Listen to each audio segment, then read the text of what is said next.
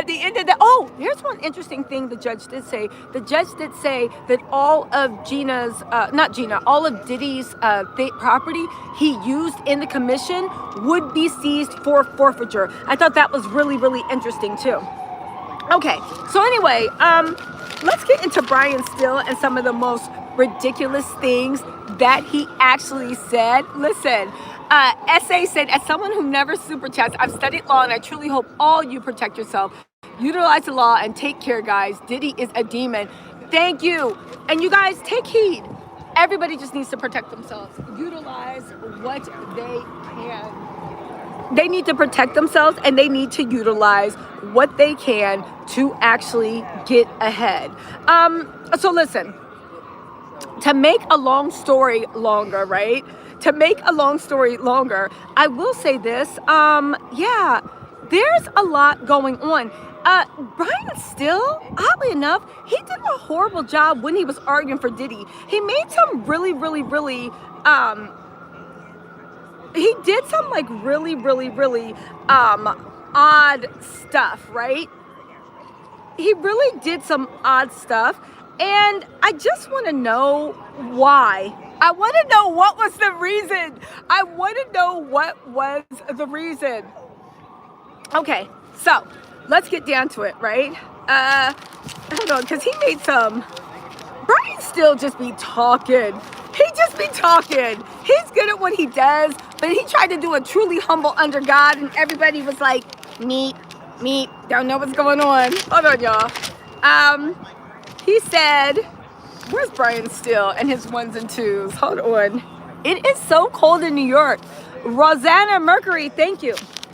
So Brian Still said, oh, so he started going down this whole thing about the way like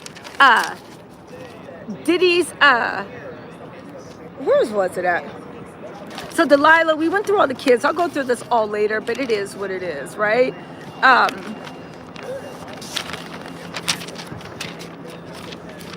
So Brian Still, hold on really quick.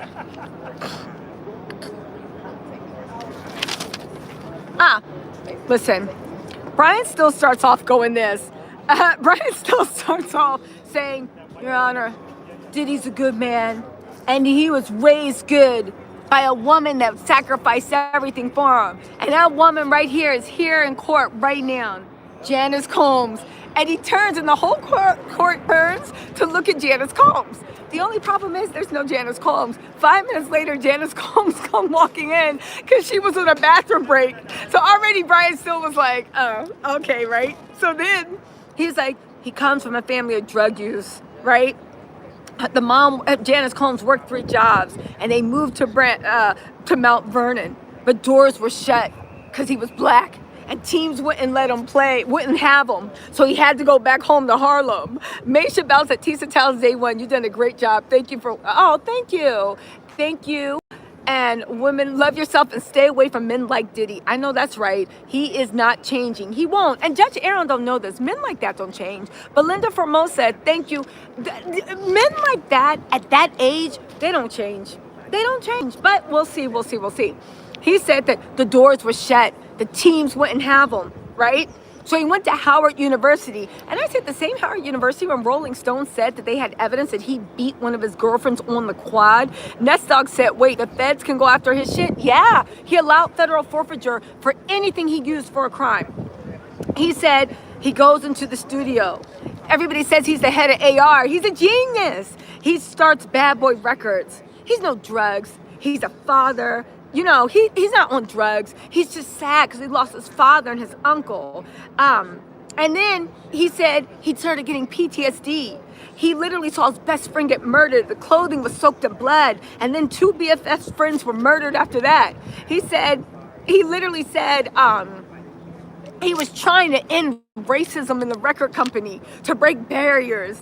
He said, and since then, he's been high every single day till 2024.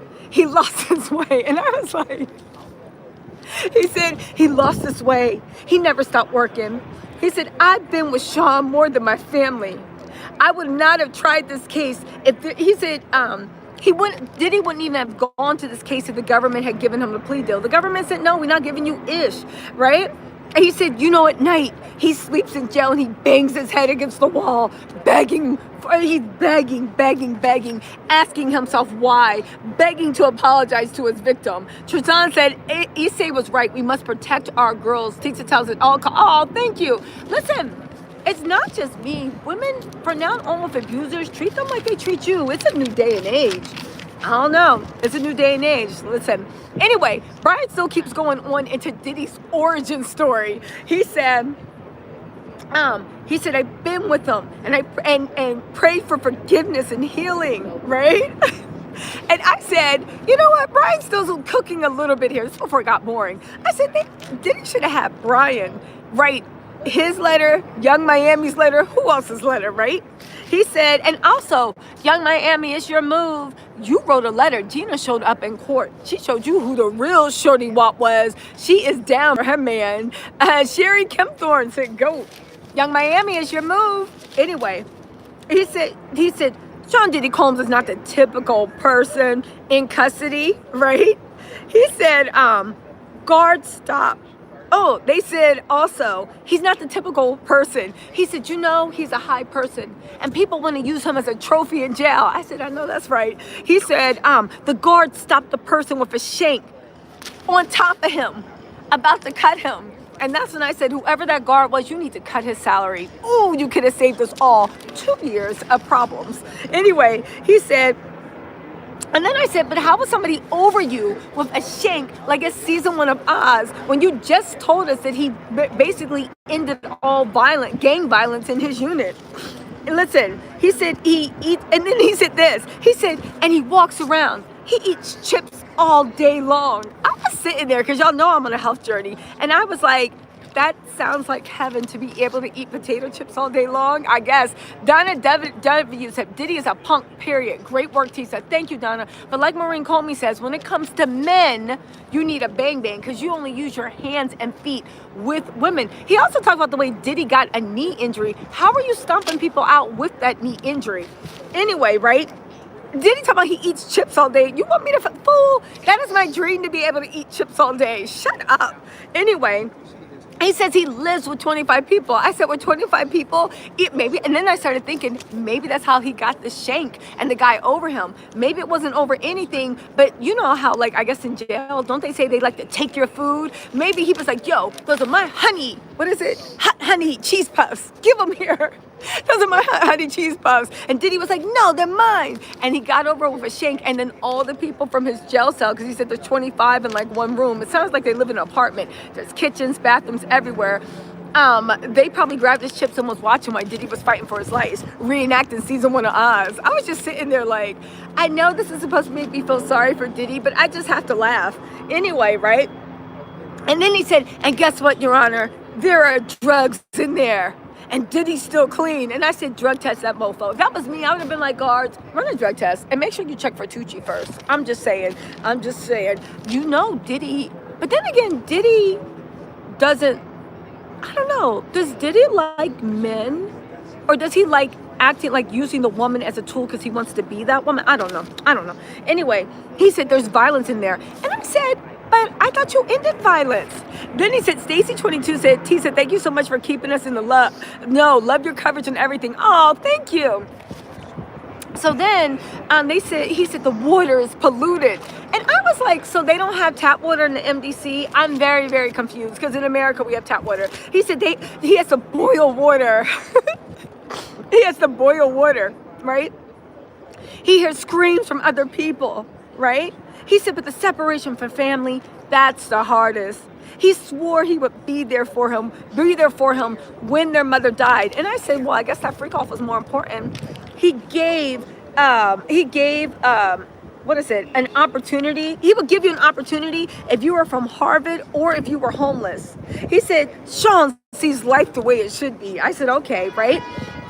He said the defense wants the tunnel vision, but in total, he's a good guy. If that's the case, then let him date your daughter, Brian. Do you have a daughter? Let him date him. Mark Adam, let him date your daughter. When they become of age, because I'm sure they're young, and Diddy's done with jail, since he's such a good guy, let him date your daughter. Why not?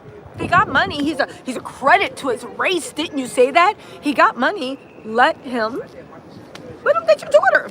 Right? You got that. Anyway, he said his businesses are gone. I said, hallelujah. He says he has no prestige or power. He's a fighter for civil rights leaders and equality. And he walks with young or old the same way. I said, they gonna stop literally painting Diddy like he is Martin Luther King mixed with Malcolm X and Mahatma Gandhi. He is a mess. Brian Still was doing it. We haven't even gotten to the funniest part. Just Hope said, I'm going to eat a bag of barbecue potato chips. Thanks, Diddy. Jeez, I'm so proud of you. Thank you. When he said, listen, and they wouldn't let us out to go get snacks. And the whole time when they said he eats potato chips all day, I said, this is my dream right about now. There's more. Diddy says, Diddy told me he thinks he cursed his children with his name. He doesn't care about the money, drug addiction, violence, or abuse. All for the drugs, he's a different person. Is he? Because they had sober freak-offs and he was into the same stuff. Even in a broken state, all he thinks about are others. Jail is built for the hopeless and pain. There were gang fights. Sean changed that. He offered to let a person on parole to give a character reference. Oh, that's another thing. Brian Still said, and if you let me, I have the number of somebody that was in jail with Diddy, and now he's on parole outside of jail, and if you want the number, he can address the court. And I was like, okay. He said he's going to get therapy to help his family heal. He said October 6th isn't a speaking engagement. It's healing for Sean. He's going to do that all over America. And I said, so speaking engagements, let's move on. Listen, he said, but we need to get to the root of the cause. He said, use them, Your Honor, as a tool. It was ridiculous. He said, Sean's mad he took his happiness from family. John Leonard said, I'm a violent man. Brian said, this is another thing. Brian Still says he spent time in prison as an inmate. And he said that it's just like The Walking Dead. Hey, Eileen Negron, what's going on? Anyway, he said, then Brian Still, and this is why I say I think Brian Still got Diddy more time. Then he says, you know, these freak-offs, right? And you're saying that Cassie was a victim and all this other stuff. Brian Still then stands in court and says, he said, let me just read the transcript. Cassie loved it, wanted to make him happy. Freak off time she cherished with them. And here's the thing, Judge Aaron in that sentencing literally said, even now, you're still trying to classify what happened to Cassie as something that anybody would agree to. Brian's still pushing the issue that Cassie wasn't a victim. Probably went from Diddy getting 2 years all the way to Diddy getting 4 years. So 4 years, 2 months. So thank you, Brian Still. Susie on the C said, thanks so much for your hard work. Oh, you're welcome.